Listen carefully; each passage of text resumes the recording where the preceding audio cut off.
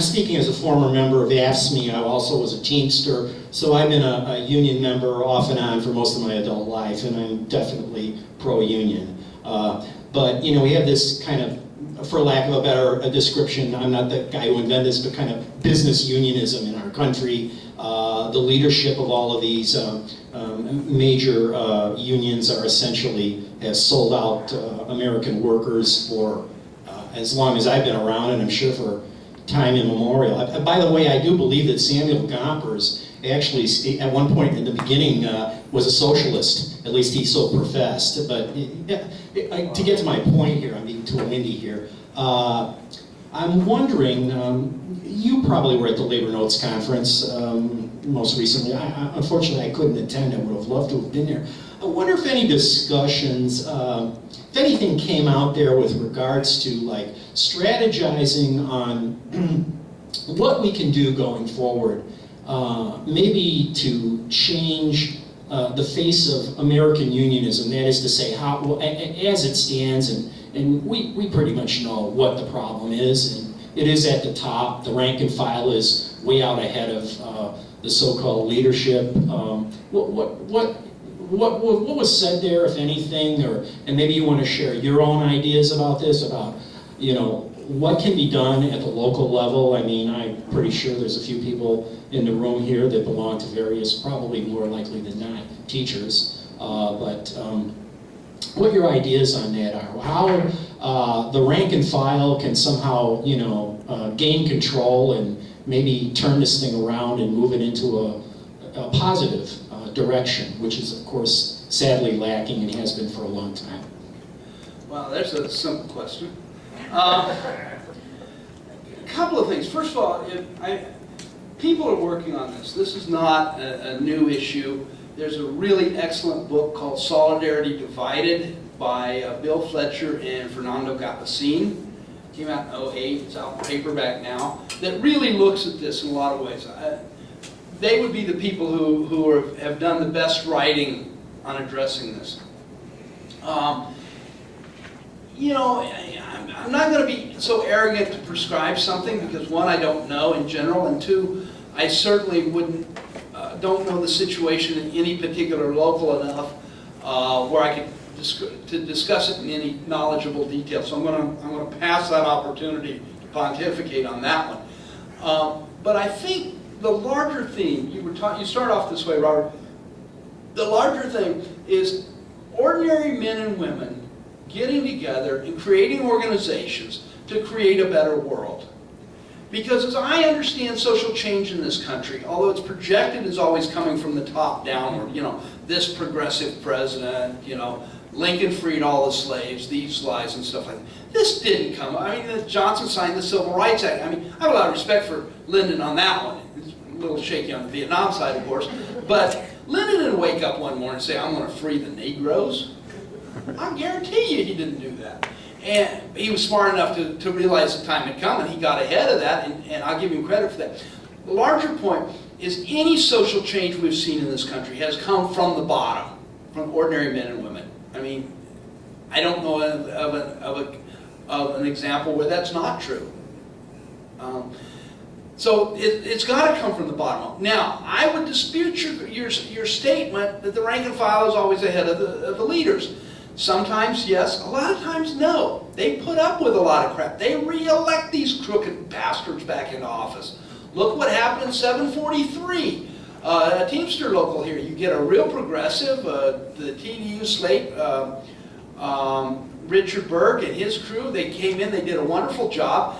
They got the business agents, they cut their salary some, and they went to the Teamsters and complained.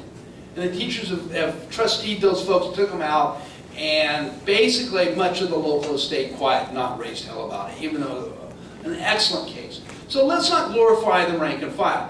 That being said, if we're going to change things, it's got to happen from the rank and file. Thank you for coming.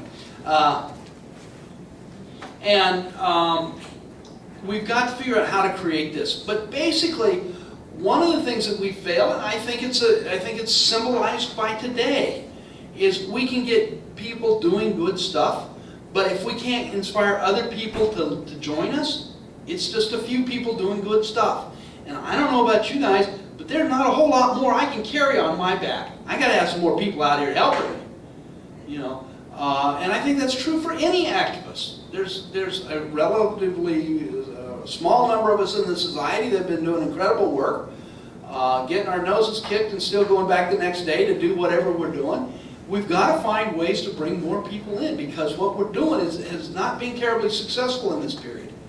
And I'm not ragging on us. It's just we've got to find different ways to work. We've got to get more people in.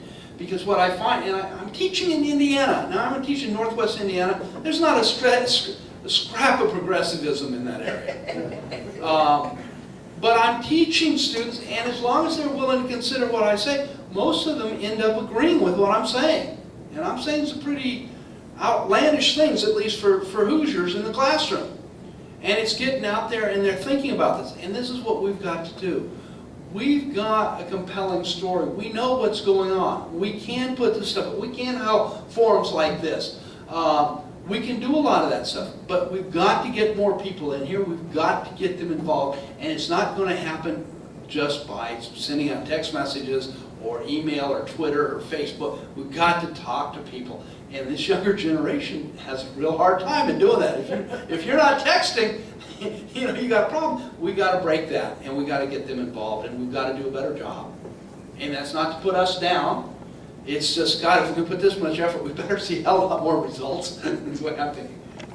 Yes, sir. Yes, thank you for your presentation.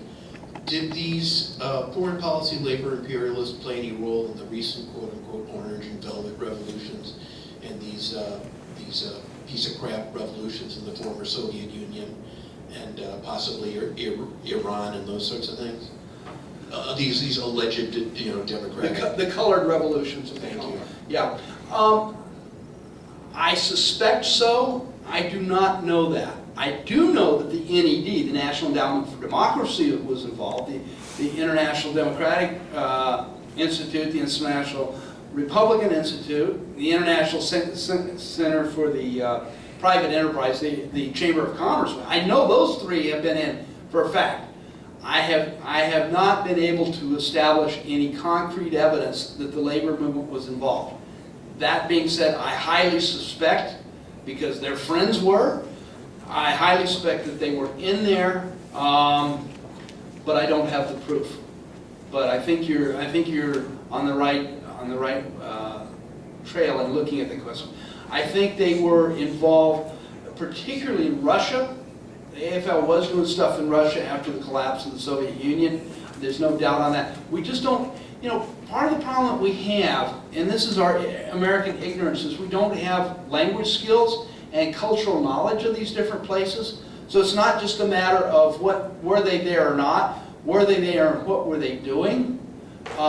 We need this from other people, and we're trying to develop it nationally or internationally. I mean, I was just at this conference in Sweden, and people were coming up to me telling me about that they were involved in stuff in Romania, that there was a situation in Thailand, that there was a Muslim movement developed in the south of Thailand, and all of a sudden people from the Solidarity Center were down there doing surveys of the population and asking about, do you have enough food and stuff like that. What was the American labor movement doing there? So my point of view, after all this work, and I've been working on this stuff off and on since 1983, you know, so we're talking, what, 27 years. My conclusion is, when in doubt, consider them guilty as hell and let them prove otherwise, because they got a track record that I'm unwilling to forget or forgive. Thank you. Thank you very much. Thank you, everyone, for coming. If anybody, I've got some flyers here. There's a 20% discount. All right. You can put them up at your union. You can give them to your friends. Or if you want to wait, Amazon has them on sale for $43. So if you want to go that, but they're not going to be released for 2 or 3 more weeks. And if you're in a union, I'd love to be invited to come speak at a union meeting. Yeah, sure. Thank you.